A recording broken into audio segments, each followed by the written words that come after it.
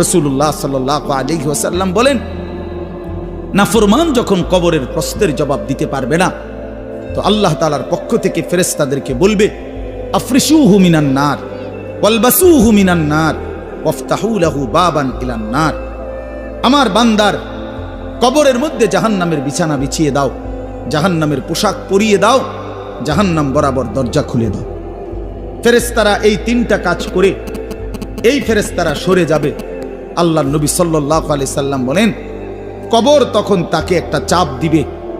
এই চাপে এই ব্যক্তি ডান পাশের মাটি বাম দিকে, বাম দিকের মাটি ডান দিকে, এইভাবে আইসা চাপ মারবে।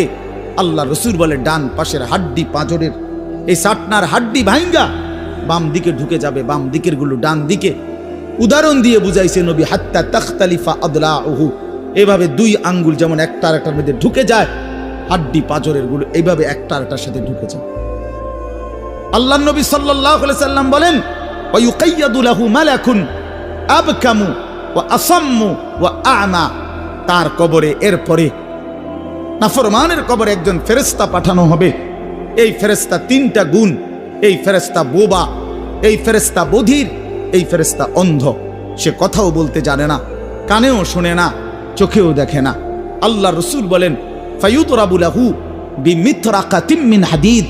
এই ফেরেশতা তখন তাকে লোহার গুর্জ, লোহার হাতুড়ি দিয়ে নাফরমানের দরবাতান বাইনা উযুনাইহি, দুই কান বরাবর মাঝখানে আঘাত করবে। এক একটা আঘাতে ফায়াসিহু সাইহাতান, নাফরমান এভাবে চিৎকার করবে, ইয়াসমাউহা মান ইয়ালিহি ইল্লা সাকালাইন, মানুষ এবং জিন ব্যতীত আল্লাহর কসম গোটা সৃষ্টি এই নাফরমানের আওয়াজ শুনতে পাবে।